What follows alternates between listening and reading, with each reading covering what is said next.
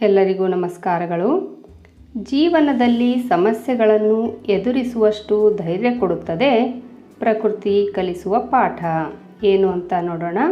ಜೀವನದಲ್ಲಿ ಕಷ್ಟಗಳು ಬಂದರೆ ಅದರಲ್ಲೇ ಕಳೆದು ಹೋಗುತ್ತೇವೆ. ಆದರೆ ನಮಗೆ ಪ್ರಕೃತಿಯೇ ಸಾಕಷ್ಟು ಪರಿಹಾರಗಳನ್ನು ನೀಡುತ್ತದೆ. ಎಷ್ಟೋ ಸಮಸ್ಯೆಗೆ ಪರಿಹಾರ ನೀಡುತ್ತದೆ. ಜೀವನವನ್ನು ಅರ್ಥ ಮಾಡಿಸುತ್ತದೆ.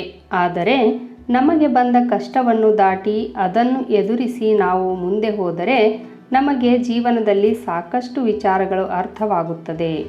ಒಬ್ಬ ವ್ಯಾಪಾರಿಯು ಹಣಕಾಸಿನ ವಿಚಾರಕ್ಕೆ ಸಂಬಂಧಿಸಿದಂತೆ ಬೇಸರದಲ್ಲಿರುತ್ತಾನೆ. ಕೆಲವು ದಿನಗಳಿಂದ ಆತನಿಗೆ ಸರಿಯಾಗಿ ವ್ಯಾಪಾರವಾಗಿರುವುದಿಲ್ಲ. ಇದೇ ವಿಚಾರಕ್ಕೆ ಸಂಬಂಧಿಸಿದಂತೆ ಒಬ್ಬ ಸನ್ಯಾಸಿ ಬಳಿ ಹೋಗಿ ಪರಿಷ್ಕಾರ ಕೇಳುತ್ತಾನೆ. ತನಗಿರುವ ಸಮಸ್ಯೆಯನ್ನು ಆತನ ಬಳಿ ಕೇಳಿಕೊಂಡು ಅದಕ್ಕೆ ಏನಾದರೂ ಪರಿಹಾರ ಹೇಳುವಂತೆ ಕೇಳಿಕೊಳ್ಳುತ್ತಾನೆ. ಸಂಕಟದ ಸರಮಾಲೆಯಲ್ಲಿ ಬೇಯುತ್ತಿದ್ದೇನೆ. ನಾನು ಸಾಲ ಮಾಡಿದ್ದೇನೆ. ಈಗ ನನ್ನ ಬಳಿ ಯಾರೂ ಬರುತ್ತಿಲ್ಲ. ನನಗೆ ಎಲ್ಲರೂ ಬಹಳ ಸಮಸ್ಯೆ ನೀಡುತ್ತಿದ್ದಾರೆ ಎಂದು ಆ ವ್ಯಾಪಾರಿ ನೋವು ತೋಡಿಕೊಳ್ಳುತ್ತಾನೆ.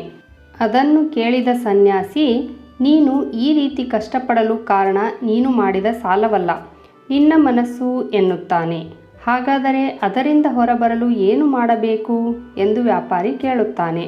ಮೊದಲು ನಿನ್ನ ಮನಸ್ಸನ್ನು ಚೆನ್ನಾಗಿ ಅರ್ಥ ಮಾಡಿಕೋ. ಆಗ ಕಷ್ಟ ಸ್ವಲ್ಪವೂ ನಿನ್ನ ಬಳಿ ಸುಳಿಯುವುದಿಲ್ಲ. ಕಷ್ಟ ಬಂದಾಗ ಮನಸ್ಫೂರ್ತಿ ಅದನ್ನು ಒಪ್ಪಿಕೊಂಡರೆ ಕಷ್ಟಗಳು ನಿನ್ನಲ್ಲೇ ಉಳಿದುಕೊಳ್ಳುತ್ತವೆ. ಇಲ್ಲ, ನಾನು ಇದನ್ನು ಎದುರಿಸಬೇಕು. ಕಷ್ಟಗಳನ್ನು ಎದುರಿಸಿ ಮತ್ತೆ ನಾನು ಮೊದಲಿನಂತೆ ಆಗುತ್ತೇನೆ. ಈಗ ಈ ಕಷ್ಟಗಳನ್ನು ಎದುರಿಸಿದರೆ ಮೇಲೆ ಬರಬಹುದು. ಆಗ ನಿನ್ನನ್ನು ಬಿಟ್ಟು ಹೋದವರು ಮತ್ತೆ ನಿನ್ನ ಸುತ್ತುವರಿಯುತ್ತಾರೆ ಎಂದು ಸನ್ಯಾಸಿ ಒಂದು ಹೂವಿನ ಗಿಡವನ್ನು ತೋರಿಸುತ್ತಾನೆ. ಬೋಗನ್ವಿಲ್ಲಾ ಎಂದು ಕರೆಯಲ್ಪಡುವ ಈ ಮರ ಒಣಗಿ ಹೋಗಿದೆ. ಇದರ ಹೂವು ಎಲ್ಲರನ್ನೂ ಆಕರ್ಷಿಸುತ್ತದೆ.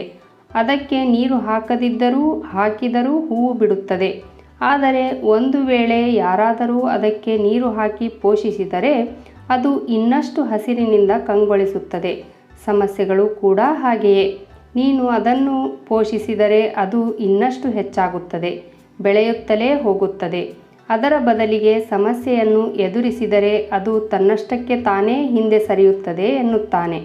ಸನ್ಯಾಸಿಯ ಮಾತನ್ನು ಕೇಳಿದ ವ್ಯಾಪಾರಿ ಅವರ ಮಾತನ್ನು ಮತ್ತೆ ನೆನಪಿಸಿಕೊಳ್ಳುತ್ತಾನೆ. ಪ್ರಕೃತಿ ನಮಗೆ ಅನೇಕ ಮಾರ್ಗಗಳನ್ನು ತೋರಿಸುತ್ತದೆ.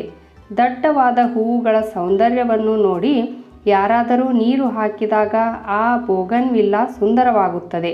ಅದು ಪ್ರಕೃತಿ ನಮಗೆ ಕಲಿಸಿದ ಪಾಠ. ನೀವು ಜೀವನದಲ್ಲಿ ಮುನ್ನಡೆಯಿರಿ. ನಿಮ್ಮ ಸಂಕಟಗಳನ್ನು ಕಡಿಮೆ ಮಾಡಿಕೊಳ್ಳಬೇಕಾದರೆ ನೀವೇ ಸರಿಯಾದ ದಾರಿ ಹುಡುಕಿ. ನೀನು ಸರಿಯಾದ ದಾರಿಯಲ್ಲಿ ಪಯಣಿಸಿದರೆ ನಿನ್ನನ್ನು ಬಿಟ್ಟು ಹೋದವರೆಲ್ಲ ನಿನ್ನ ಬಳಿಗೆ ಮರಳಿ ಬರುತ್ತಾರೆ ಎಂದು ಸಾಧುಕೆ ಹೇಳಿದ ಮಾತುಗಳು ಆ ವ್ಯಾಪಾರಿಗೆ ಅರ್ಥವಾಗುತ್ತದೆ. ಅಲ್ಲಿಂದ ಮುಂದೆ ಆತನ ಜೀವನವೇ ಬದಲಾಗುತ್ತದೆ. ಆದ್ದರಿಂದ ಕಷ್ಟಗಳಿಗೆ ನಾವು ಹೆದರದೇನೆ ಅವುಗಳನ್ನೇ ಎದುರಿಸಿ ನಾವು ನಿಲ್ಲಬೇಕು.